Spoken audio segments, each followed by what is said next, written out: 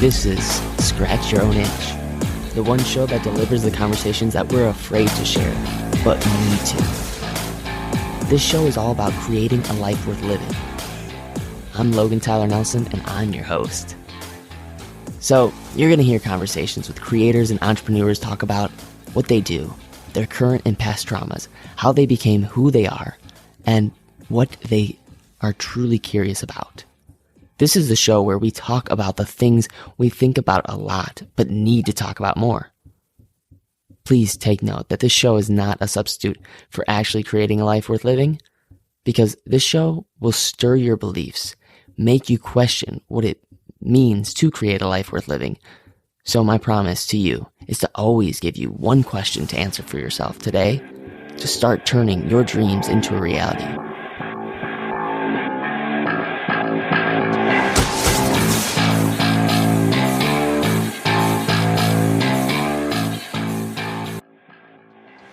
Hello, ladies and gents. Thank you so much for tuning in to this podcast, because I know you can be doing so many other things. I know you can be watching Netflix, you can be listening to some awesome 90s music, or you can be listening to some other podcast, but you came here for a reason, like a real reason, and don't take that unnoticed, and don't just skip over that. Realize that's everything happens for a reason, and everything belongs, and the reason why you're tuning in is for a real reason. So take a deep breath in, and on the exhale, just know that everything's going to work out.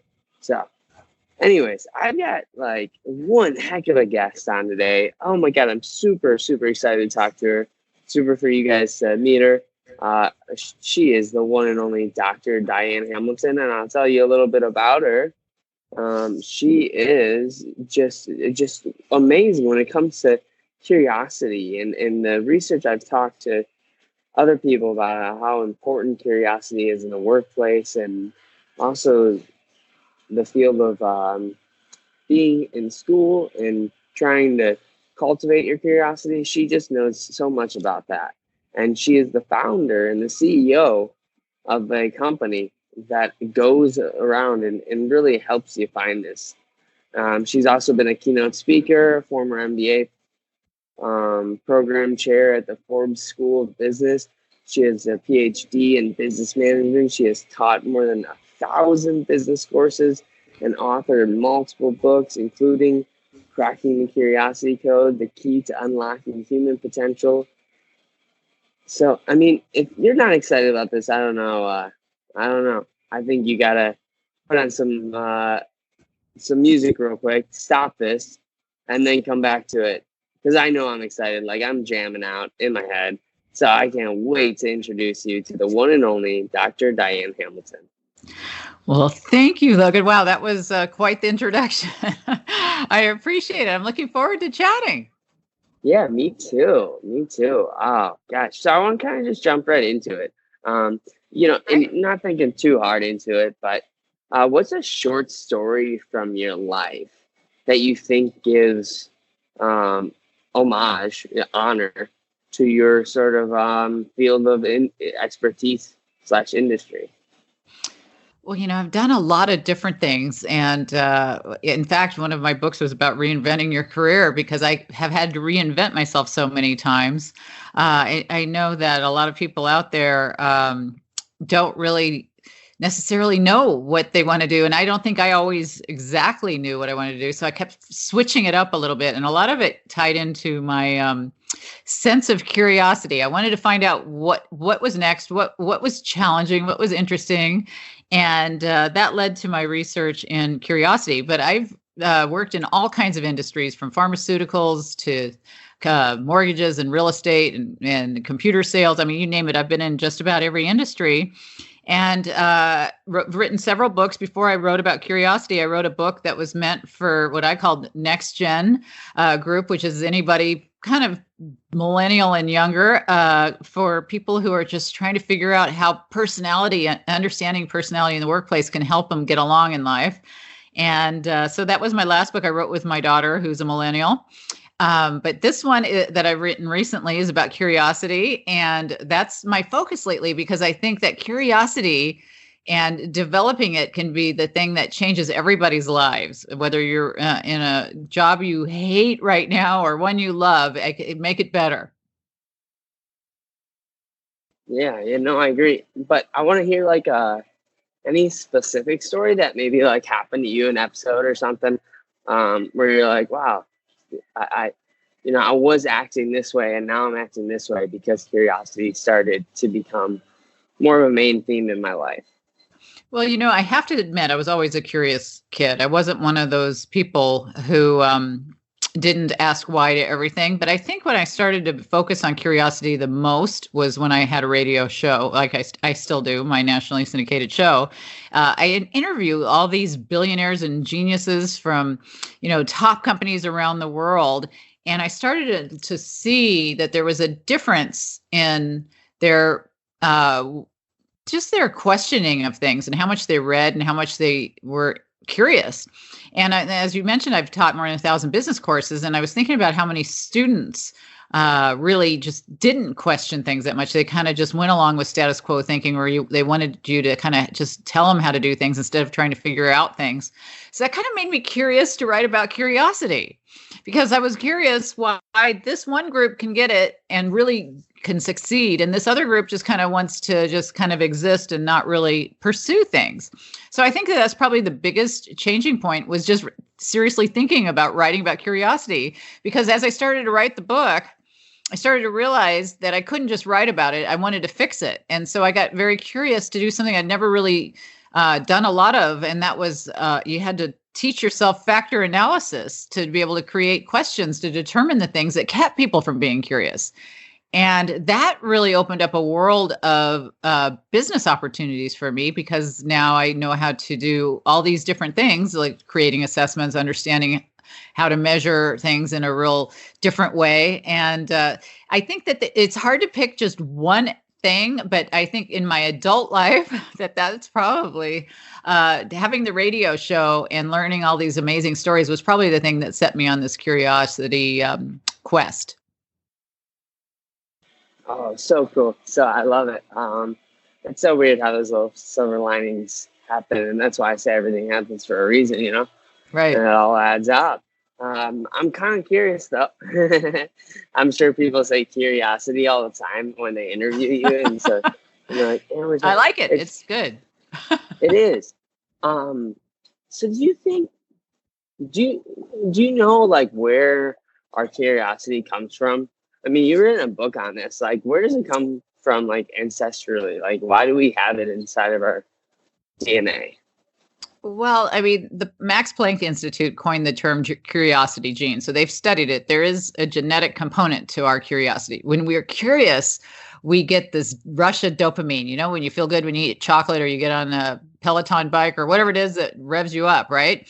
You feel better. And that's what curiosity does for us. And all animals, everybody's got this sense of curiosity, because think about a bird. If they only ate berries from one bush, it's eventually going to run out of berries, right? So it has to have this need to explore to develop its curiosity so that it could survive. And same with all beings, which is something interesting to me, because they're trying to create artificial curiosity in AI. And they did that by, they researched curiosity to see how far AI would continue playing Mario Brothers game, for example, without getting an external reward of some sort. So if you're not giving them coins or whatever it is that rewards them, just to see how far they would continue to go. And they do find that even the artificial intelligence kind of tries to figure out what's around the next bend, so to speak. And I think it's just that, well, what's next? What's next kind of thinking. And we have it very strongly when we're young, but about age 5, it starts to diminish dramatically. And by the time you're an adult, it's almost all gone. I mean, it's just a dramatic curve if you could see it on a chart. That's so wild. That is so wild. Like, I didn't even know it stemmed back to that. Even birds, like, that's, yeah. And it's almost, it's definitely a survival mechanism to have within inside of our genetic code, is this thing, curiosity. Do you think that, because I think there's a lot of people, that are kind of like get depressed and down in the dumps, and there's just bad moments during their day. Do you think one of the reasons why depression is so prevalent right now is because people are just like not really in a purpose driven mode right now, and they're just not curious about anything? Well, I mean, that's a very deep topic. I think it ties into engagement. You know, there's a lot of research at work of whether people are just like walking zombies or if they're really engaged or, you know, passionate about what they do. And I think a lot of it is people are not really engaged at work because they're not aligned to what would be really good for them to do because they haven't really explored their natural sense of curiosity. And if you could help people to explore and learn things and decide maybe I'd really rather be doing this or that, then you can get people to be much more motivated, driven, engaged, all the things innovative, all the things that companies are trying to get them to do. But to do that, what I learned is you have to figure out what's stopping it. And that's what my research did, is I found the 4 factors that keep people from being curious. Are you curious what they are? Of course, yeah. Okay, the 4 things are fear, assumptions, which is the voice in your head, really, technology, and environment. So those FATE, so you could use the acronym of FATE. Interesting. I like it. Use that fate. Use that fate because, you know, it's just an easier way to memorize it. That's so cool. Well, there are really 4 very important factors. I mean, fear is a huge one. A lot of people, I mean, probably people have had bosses who have said not such great things to them. Maybe they told them, you know, not to tell them, don't come to me with problems unless you have solutions, or they've said something that have shut them down. Yeah, we're all in meetings, right? We all have a question. You look around, nobody wants to ask it because you feel stupid for asking it. And a lot of people feel like that, but when really everybody else is thinking kind of the same things. And so some of these fear related things are just, we don't realize that we even have them because we have this voice in our head that tells us, well, I'm not going to say anything because I'm probably the only person that thinks this, or I'll look dumb if I ask that, or whatever it is we tell ourselves. And if you keep holding on to those voices in your head, you won't explore things, you won't give your opinion, you won't ask questions, and then you end up disengaged and not happy at work. And that's a real problem. And as far as technology can hold some people back. I know a lot of these people listening right now embrace technology, but a lot of people, older people maybe don't, and they don't get the full advantage of it, or younger people use it so much that they don't even understand the foundation behind why the technology does what it does. So it could be over or under utilization of technology. And then environments, really in anything and everything, everybody you've ever been around. Think about it. Think about social media. Think about if you post something on and somebody doesn't like it, and you're like, oh, I got to take that down. Or think about if your boss, like I said something to you. Or think about what your teacher didn't have time to answer questions in class because they had to teach to the test. Or your parents said, oh, all of the people in our family are supposed to be doctors or lawyers or whatever it is. There's so many external environmental factors that'll drop our curiosity. And that's why around age 5, when we get into school, that's when we see our curiosity is just kind of educated out of us. That's so crazy. I love it though. Like, wow. Yeah, it's so true. That's so true. One thing I have to ask you, because I think that obsession over things is really great, and sometimes we want to like dive deeper with a certain topic. What's a movie that you'd recommend for somebody to watch, or a TV show to watch, to sort of like obsess over this whole topic of curiosity? Well, I think there's, any soap opera type of show makes you curious. Think about how many people got obsessed with Lost, or anything that you binge watch, right? How many are you on Netflix right now wanting to know how the next thing goes, right? That there's curiosity we all have to some extent, and that soap operas type of shows like that make you want to see what happens next. But we want to have really focus-driven curiosity in the workplace, right? So it's not just going down an endless hole of just Candy Crush, right? Which is easy to do. So it's got to be goal-oriented for your work and your family situation. And then just general curiosity. I think we see a lot of that shows like Jeopardy when I was young. People still watch that. You want to know. But as far as soap operas tend to really, that's how they sell to you. They capture you. And at work, we're seeing more gamification, making things game related in apps that are helpful to people in the workplace is a huge thing. I'm working on one right now that's developing Curiosity, app that's partially associated with Reid Hoffman, who created LinkedIn, and the app's called Flourish, and it's to help career success in individuals through mentorship and all this. But we're developing a curiosity gamification within the app because people like the gaming factor, right? It makes it more fun if you get some tokens, if you get a little reward for things. So I think that there's a lot of different ways to find that reward. Oh, that's awesome. That's so cool. I think it's so cool that the sort of curiosity that goes into gaming. You're so right. But I think that unfortunately there is a isolation that happens with the gaming and also just being curious by yourself. What are a few people that you think someone that's listening right now you're influenced by that they should reach out to and just say, hey, I really appreciate your work. Like maybe you're inspired from this very interview and you want to reach out. Like who? Of course, you reach out to you, Dr. Diane Hamilton, but who are a few people that are really influencing your life too?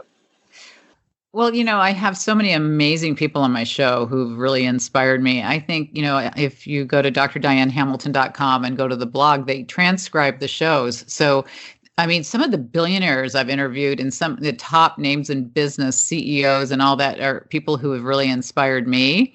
I think for people out there who are working and you look around and you look at somebody and you think, wow, that person really has what I wish I had, in terms of I want to learn to be like this or that. I think it's really important to seek out mentorship at work. If you think you want to, if somebody just inspires you in life in general, I think that it could be a teacher, it could be a friend, it could be a coworker, it could be just anybody you've heard on a radio show. Sometimes just reaching out, tweeting about them. If a lot of times on Twitter, it's kind of interesting to follow people who do things that you think you want to emulate or do similar to what they do. Follow them. Make comments on their things that you find inspiring. And sometimes you can develop a relationship with people that way who you think maybe were out of reach before because they were too, they seem too high up on the chain or whatever has kept you back. And, I think there's a lot of to be done in the business if you're looking for business success and people to connect with on LinkedIn. And I think, Logan, that's where we met. And I know a lot of Gen Zs look at Instagram and different other areas, Snapchat and Facebook and all the others, sometimes more than LinkedIn. But I think if you're trying to develop yourself in the working world, you really have to explore LinkedIn as well. And I know there's a million sites and you've got to think of what to pick. But if that's your goal, to develop yourself and you develop a curiosity-based success path in business, I think you really need to be on there. I agree. So we're rounding close to the ending. I'd like to just go through some really quick rapid fire sort of questions if you're up for it. Okay. Awesome. Right. First one being, what's your favorite quote? My favorite quote is, Einstein's known for saying there's nothing special. He's just endlessly curious. So I have to say that might be, he had nothing special about him. And we all think that he's just this amazing person, but really he's just endlessly curious. And I think that one might be up there. Nice. What's your favorite book? I think since I teach a lot of business, I focus on business books. I think Stephen Covey's books, The 7 Habits of Highly Successful People, it might be right up there. You have a favorite TV show? I liked Lost a lot. Nice. Yeah, I liked Breaking Bad. I like soap opera shows like that keep you curious. Yeah, I do too. I am a huge fan of TV shows only because they get my brain cooking and yeah, they get everything flowing. What's your favorite pop pump song? Well, we used to have to pick a song when I was in sales. Every time you had a sale, so they'd play your theme song. So mine was Pink. I'm coming out, so you better get the party started one. That was the one they played every time I got a sale. So that one comes to mind. That is a good song. That is a good song. So these are older. I'm trying to think of something newer, but that's what first came to mind. No, it's a great song. What is your favorite podcast as of now? Well, this one, of course. Oh, well, thank you. I did not pay her to say that, I swear. What is something that you recently cried about? I'm trying to think. I think that I get my last time I cried, my dog had passed, so it's been a while. Oh, yeah. Sorry. She was 16 though. Well, she had a good life. I asked that question just because I know that it makes us human, and it makes us really in touch with our hearts, and even men though. And I throw that out of the left field with men. They're always like, "Oh wow, yeah, I cried over this thing," and it just kind of gives you a sense of what you really care about in life. It does. So I'm about to wrap it up, but I'd really love for you guys to just seriously check out Dr. Diane Hamilton's work. I mean, it is incredible. Like, when it comes to really going deep down and like having this feeling of just like making sense of the world, her book does that. It really gives you a sense of placement in this world and why you're here and what you're here to do. So check it out. Where can people find more of you? Well, I'm on all of the social media sites at Dr. Diane Hamilton. So that's DrDianeHamilton. And I'm also at drdianehamilton.com. And if you want to go just straight to my website for the Curiosity Index, it's called the Curiosity Code Index. You can take that and find out your levels of things that hold you back from being curious. That's at curiositycode.com. And that's also where the book Cracking the Curiosity Code can be found on that site. Sweet. And hey, I want to give you the last couple minutes. Anything else you want to say? I think that there's just so much to be curious about in the working world. We've got 5 generations all working together, and sometimes it seems like everybody's so different, but we're really more alike than we are different. And the way we could find out what we have in common is just to start up conversations and ask questions, and it shows that you're interested in other people, and that's a huge part of empathy, which is a big part of emotional intelligence, and so important for everybody. Yeah, we couldn't leave it on a better note. Thank you so much for being on the show, Dr. Diane Hamilton. This has been an awesome conversation. Thank you, Logan. I really appreciate the opportunity. Yeah, of course. All right.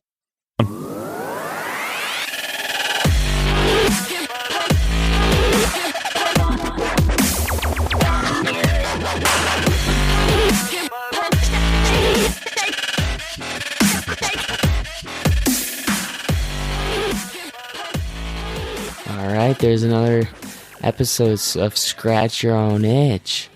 Thank you so much for taking the time out of your day to support the show by listening. The biggest compliment you could ever pay me is just by sharing this, because honestly, it doesn't take much, and it feels so good when people create something and take time. And when I see someone take time to create something that really just changed my day, either made me feel less alone, maybe put a smile on my face, made me laugh, made me feel wiser, I always want to share it with the world. Because why? When I share something that resonates with me, why not share it? I mean, that's just kind of a thing that goes around, and it's free. It takes no time at all other than just a click of the button, share, on either Instagram, Facebook, Twitter, LinkedIn. Any of those social media platforms would be great to share this. So I really appreciate it. And I want to say that anybody who's looking to gain authority or expertise in their area, and they don't want to take another year or year and a half to write a book and wait until that's published, I think the best way is right now is to start a podcast. So if you're at all interested in starting a podcast, if you meet the certain requirements, I would love to help you with a podcast and also get a website going for you as well. And this is not an easy task. It's hard to actually get it done and get it out there. So every now and then we need some help, and I'm here for you. So please reach me at Logan at LoganTylerNelson.com if you're interested at all. And don't ever forget, you matter and you're enough.